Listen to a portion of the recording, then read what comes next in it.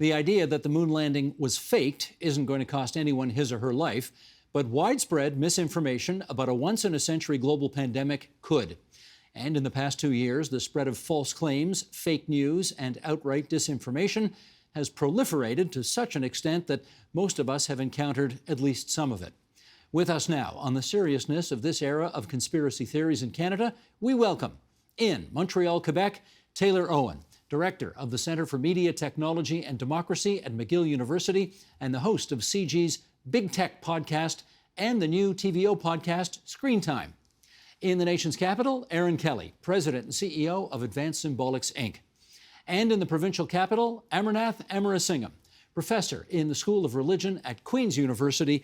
And we're delighted to welcome you all back to TVO tonight for this rather timely conversation. And Aaron, I'll pick up with you first because the Freedom Convoy, or Trucker Convoy, whatever you want to call it, only recently was dispersed and disbanded in your city where you're living right now. I wonder what your artificial intelligence algorithm, Polly, has picked up in terms of conspiratorial beliefs in Canada, which may or may not have been influenced by that convoy. Yeah, it was really interesting. In the convoy, when it came to Ottawa, engaged a large sector of the population, not just in Ottawa, but across the country. And what Polly noticed was that the people who traditionally she would see in the center on the political spectrum started to engage very much with people who are normally on the alt-right. Now, normally these two groups don't intermingle, but because this was an issue that had such wide interest, mandates, the vaccine pandemic, people in the center started to engage with the alt-right and started to look into their conspiracy theories or their misinformation and started to actually absorb some of these things and repost them. So, for example, the idea that the Prime Minister owns equity stake in some of the mRNA companies, and that's why he is promoting vaccines so much, that started to seep into the mainstream. And so then we saw conspiracy theories toward the government and the belief that the government was corrupt increase. And just for the record, there's no evidence that that's the case, yes? That's right. That's been investigated, and absolutely, the Trudeau Foundation does not own any equity in these mRNA technology companies. Now, these thoughts often appear at the fringes and at the extremes of political thought, but are you suggesting here that Polly is picking up that people in the center are not just being exposed to it, but actually are believing it as well? Yes, absolutely. So the idea, we saw that the belief that the government was corrupt really shot up during that whole period in the beginning of 2022. Not only did it shoot up, but for the first time in the 3 years that we've been monitoring this, Canadians were more likely to believe that their government was corrupt than Americans. We actually overtook the Americans in this belief. Now, in large part, that's because the belief that the government is corrupt in the U.S. has really fallen since Biden was elected.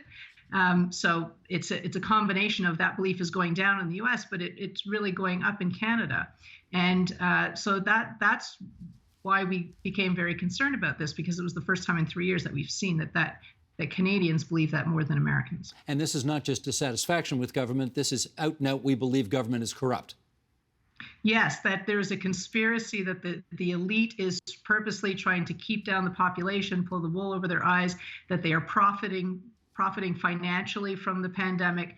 Those beliefs increased in the beginning of 2022 among Canadians. Okay. Amarnath, your job is to sort of survey and monitor all of this. Do you think there is a thread that links all of these different conspiracy theories? Yeah, I mean, we know from decades of research that moments of crisis always kind of lead to conspiracy theories of some sort, right? So 9/11, JFK assassination, a lot of the UFO-related conspiracy theories that we've seen in the 90s and so on, and pandemics, right? And so the pandemic was going to give rise to conspiracy theories. That was kind of a given because a lot of what scholars talk about with relation to proportionality bias, I think, plays out here. That a big event must have a big cause of some kind, right? That a bunch of guys with box cutters couldn't have brought down couldn't have brought America to its knees. A guy in the book depository couldn't have assassinated a living president, and so on. And so this idea that random or large events must have equally large causes, I think, drives a lot of these kind of distrust and conspiracy theories that we've seen. With the pandemic, though, I think it arrived at a time when there were already a perfect storm of factors related to kind of misinformation that was present, particularly in the United States. And so you had obviously the Trump administration slowly eroding trust in science and trust in journalism, trust in public health since he was elected, a kind of a full frontal assault on fact-based reality from the very beginning. It was also a time when social media platforms were having a hard time dealing with this rapid influx of information and at the speed and scale that it was happening, not to mention the alternative social media platforms like Telegram, Gab, Parler, etc., where there was entirely kind of closed ecosystems of thought around some of these belief systems. You also had, of course, Russian troll armies amplifying and further pushing some of these points of polarization and making them worse. In addition to all that, you had the traditional media, Fox News, Rebel News, talk radio led by Rush Limbaugh and others.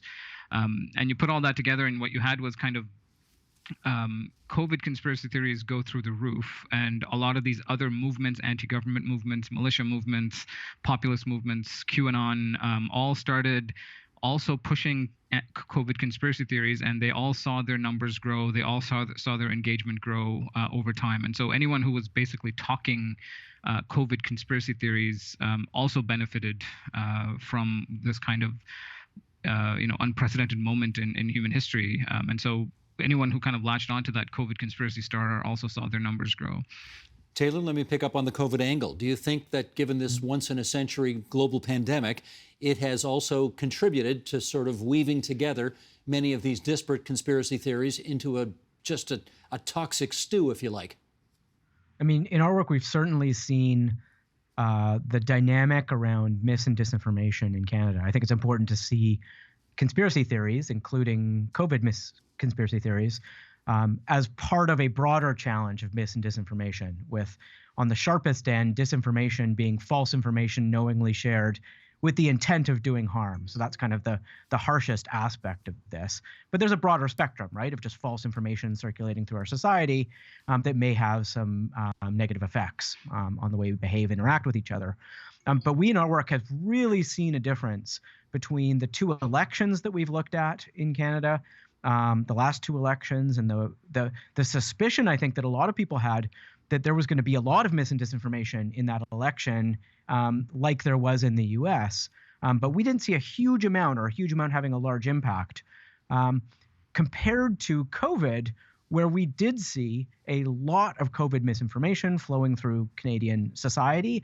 And more importantly, that mis and disinformation having an effect on our behavior. So the more we consumed it, the less likely we were to abide by public health guidance, which is a real problem in a pandemic when you need everybody to behave together. And I think the core difference here is that mis and disinformation needs both a supply and a demand. And of course, we have a similar demand in Canada to these kinds of things as in the US. I mean, we're no different to being susceptible to this kind of false information. But with elections, there just wasn't enough supply. There weren't enough people who wanted to spread this kind of content during an election. Whereas now with COVID, because of the American market and our proximity to it, there was a huge financial incentive for people to create this supply of mis and disinformation and conspiracy theories around COVID. And because we're so connected, that seeped in through what we call in our work misinformation pathways into the Canadian market. So you had the demand clearly was already there, but you also now had this huge influx of supply of false information around COVID that ended up in our ecosystem. Aaron, I don't want to overstate this. I don't want to be overly dramatic, but do you think that we are somehow entering a new era of conspiracy theories in this country? Yes, I do. And we're seeing that in the numbers, that it is rising. And it really is linked to this loss of power that people feel. They feel a loss of power politically, in large part because of the the measures that were put in place because of the pandemic. Some people lost their livelihood. So as people start to feel that they lose power, that they're not represented in the media, they're not represented in government, and also we're finding with educational institutions a loss of trust in these three institutions, political, media, and education, people feel threatened. And as they feel threatened, their belief in conspiracy theories rises. Amarnath, I want to pick up on something that I think needs some explanation here, and that is, I'm sure many of us can have genuine empathy for people who have a traumatic event happen in their lives, they lose a job, they go through a divorce, whatever it is. If something really terrible happens to you, you can fall into a slough of despond, go down a rabbit hole, and be embraced by these conspiracy communities. What I need help better understanding is the motive behind those who knowingly put out false information for the purposes of just being mischievous buggers in society. What prompts that behavior? I mean, we have to differentiate in this way between misinformation and disinformation, right? Misinformation is the spread of false information without the intent to cause harm. Disinformation is the spread of false information with the intent of causing harm. And I think there are actors, troll farms in other parts of the world. We saw with the trucker convoy that a lot of the content was being pushed by troll farms in Romania, in other parts of the world. And so there are kind of actors who are dedicated to finding points of polarization in the West and trying to push those divisions further, right? But trying why? To make those... Why? What's the motive? I think it's a broader campaign of Russian disinformation agents against Western governments, and this quest to kind of make the West kind of eat itself from the inside, right? If they can create chaos, if they can create mistrust, if they can create a populace, a citizenry that doesn't trust its mainstream media, that doesn't trust its public health officials, that thinks their politicians are part of some deep state cabal, satanic cabal sometimes, that is good for their politics, right? Because that means that we'll just continuously eat away at each other, that we won't have a common set of facts, reality-based discussion, and that kind of erodes. And for a democracy to work, you do need a common set of facts that everyone kind of works from and agrees upon. And this kind of transnational misinformation apparatus, I think, is quite powerful.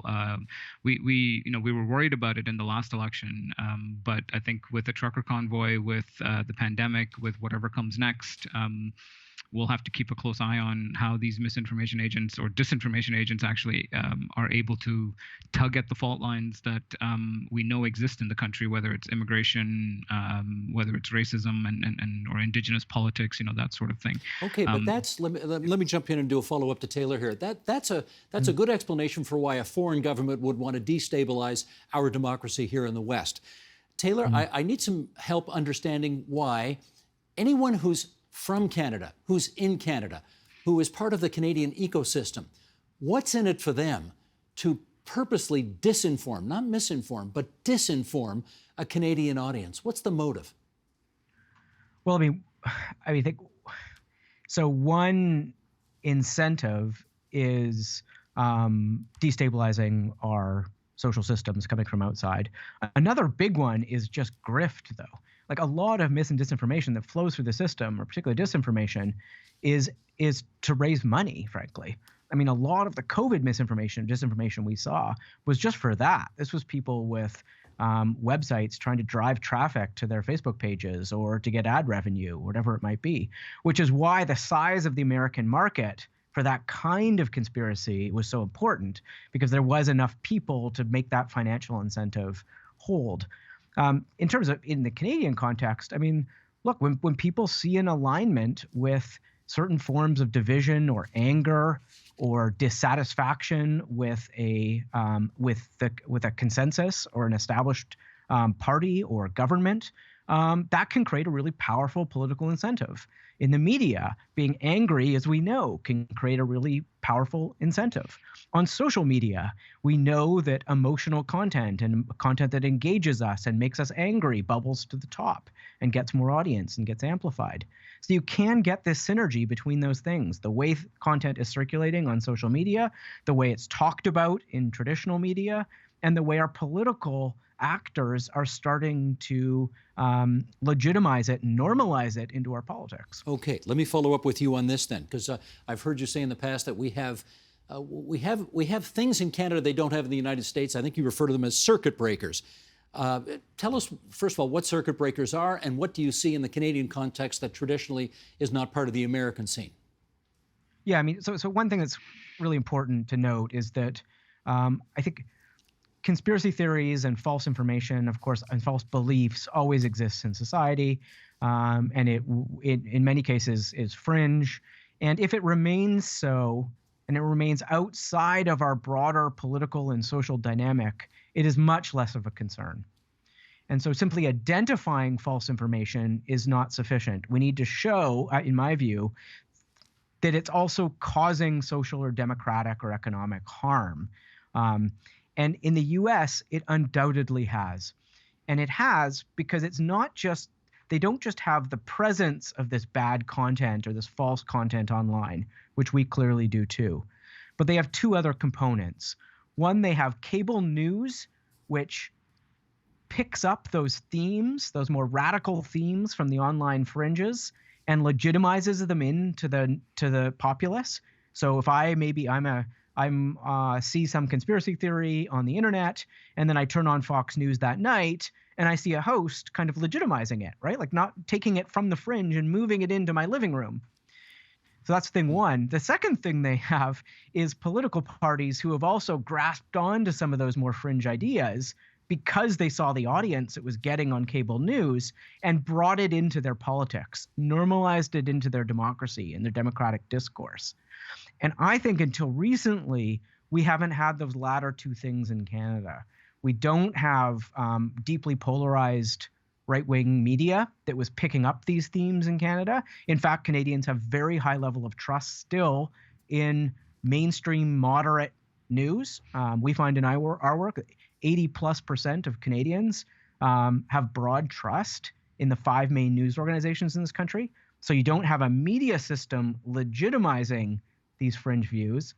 And until recently, we haven't had a political party picking them up and normalizing them into our politics, into our electoral system. Well, let me pick up with the pollster on that. Yeah, I want to pick up with the pollster on that, because I would think, Aaron, that if you see a rise in conspiracy theories, you theoretically concurrently see a diminution in support for institutions in the country, political, journalistic, whatever. Are you picking that up, or is Polly picking that up? Yeah, we're definitely picking that up. And I just want to add something to the question that you asked about what is the incentive for people to spread this disinformation. And one of the big disincentives, or one of the big incentives that we are seeing, is this feeling among certain populations, conservative populations in Canada, that they are being left out in the New World Order. And the New World Order is the a liberal view of society where we are opening up the levers of power to include populations that have traditionally been disenfranchised. For example, women, racialized communities. We're getting these people more into positions on boards and power and politics. And some of these conservative groups feel that it has swung to the point where they are being left out. They can no longer get these positions. They're being left out of jobs. They're being penalized. So that is a big driver of the disinformation, misinformation, and the unhappiness. And then we see that translated into a mistrust of these institutions like government and media, where increasingly they feel that their populations are not being heard, are not being invited to participate in the media or in politics or in the boardroom. And so they are forming their own communities, forming their own news networks, if you will, and putting them out on social media and building their own audiences. But it really is this idea of the power shift and being left out that is causing this. And I think if we can find a way to to ensure these people that they can be heard. They, of course, if they're going to be heard, that responsibility comes with that. But that really is the crux of it that we're seeing. Okay, but in terms of your own polling, have you got hard data which suggests that? I mean, we're talking on a legacy media outlet right now, right? TVO, like many other television channels, a legacy television channel. Are you picking up an increase, a decrease in whether people believe what they see and hear on these media? We definitely see an increase overall. That's the trend line. Now, interestingly enough, more recently with the war in Ukraine, we're seeing a big upshoot again in trust in government. So it really depends on the issue of the day, which is good. It shows that Canadians are ready to come back and believe in their government again. But definitely from January to March, we saw a huge dip in the trust in government, media, educational institutions. And I think if we're not careful, that will come back because overall the trend is that Canadians are losing trust in those institutions. Understood. Okay, Amarnath, tell me this, and maybe this is too optimistic a theory, but you'll let me know, I'm sure. If some of what we're dealing with right now has been encouraged or exacerbated by the COVID-19 pandemic, and if in fact, as we head towards nicer weather, this pandemic maybe becomes endemic or certainly becomes less of a pariah in our lives than it has been over the last 2 years, do we have reason to believe that conspiracy thinking might just be a little less significant going forward? What do you think? I mean, part of that is true. I think, we have to differentiate between conspiracy theorists and conspiracy theories, right? And conspiracy theories, absolutely, as was just said, kind of are born and disappear with the times and realities on the ground and the politics on the ground. And, with COVID, I think with our very high vaccine rates, as people meet other people that they actually believe and trust on an interpersonal level, when they see that children that they know personally aren't struggling with the vaccine or aren't suffering with the vaccine, some of the particularities of those beliefs will probably disappear. My bigger concern is I think a lot of people were initiated or became attracted to broader conspiratorial thinking that I think will linger with us, right? And so we know that conspiracy theorizing individuals see patterns everywhere. They see evil cabals and sinister plots everywhere. They see hidden clues everywhere from that they can drag from history to the present. And study after study shows that once you believe in one conspiracy theory, you're more likely to believe in many, many others, right? And we know that conspiracy theories and belief in them also have broader societal consequences. You're less likely to vote, obviously, because you believe that the governments are corrupt and are sinister to begin with. You're less likely to volunteer. You're less likely to donate money to NGOs. You're less likely to trust mainstream sources of information. You're less likely to vaccinate your kids, right? And so on and so forth. And so I think the pandemic really mainstreamed a lot of conspiratorial thinking, which I think will be with us for some time because a lot of people felt like the things were out of their control, as was said previously. I think the trucker convoy was a good example of this. It had a long-running impact on people's lives. They lost work, they lost their small businesses, many of their loved ones committed suicide. And so the kind of emotional response to grievances that people had against the government are based in some sort of legitimate grievance. It's just I think with the kind of perfect storm of factors that I spoke of earlier, we've ended up in a new way of thinking and engaging with information, which I think with the pandemic in the past, with the trucker convoy in the past, will still linger with us going forward.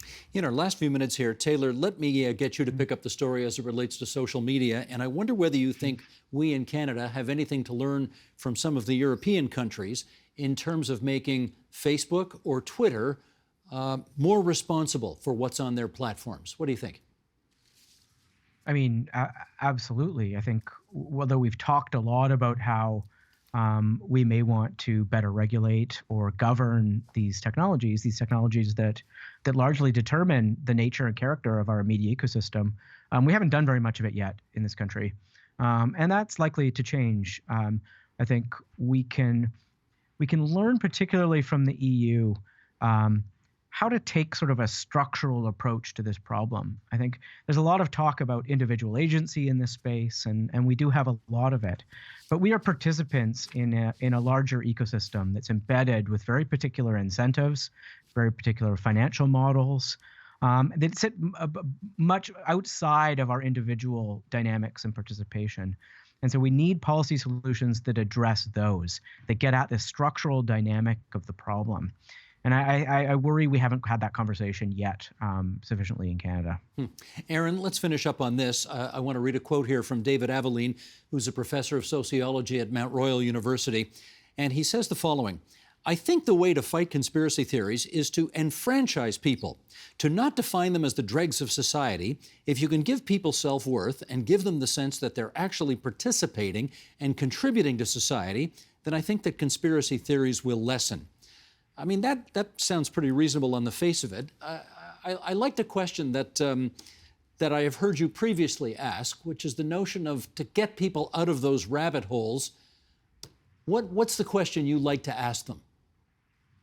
Yeah, I think it's really, you need to bring people in to re-enfranchise them, as the professor says, but you have to be careful in how you do it. You don't want to just bring them on and let them say whatever they want to say and not do that fact checking. So what I've seen work when we've investigated this through Poly, through online data, is when you ask people, well, what would make you change your mind? What would convince you, for example, that this vaccine does not contain a microchip? If we were to give it to you and you could take it to your own lab of your choosing and have it analyzed, would that convince you? And then one of two things is going to happen. They're going to say yes, and then fantastic, or they'll say no, nothing you say will ever convince me. Either way, it's a win in a sense, because a person who says I will never be convinced is not reasonable, and they're not going to win over reasonable people. And if they can be, made to look at proof and to consider proof and logic, then that's a win for everybody. So I think instead of putting these people off to the side, as sometimes we tend to do and call them fringe elements, we need to bring them in, but make them responsible for the things that they're saying. And I liken it to a political party that's in power versus a political party that's in the opposition. When you're in the opposition, you can say anything because you're not held accountable. But once you form government, now you're accountable, so your attitude changes. And I think that's what we have to do here, is bring that accountability to these people. A lot of wisdom in tonight's program. I want to thank the three of you for joining us here on TVO tonight. From left to right on my screen, Amarnath Amarasingham, Aaron Kelly, Taylor Owen. Great to have you on TVO. Be well, everybody. Thanks so much. Thank you. The Agenda with Steve Paikin is made possible through generous philanthropic contributions from viewers like you. Thank you for supporting TVO's journalism.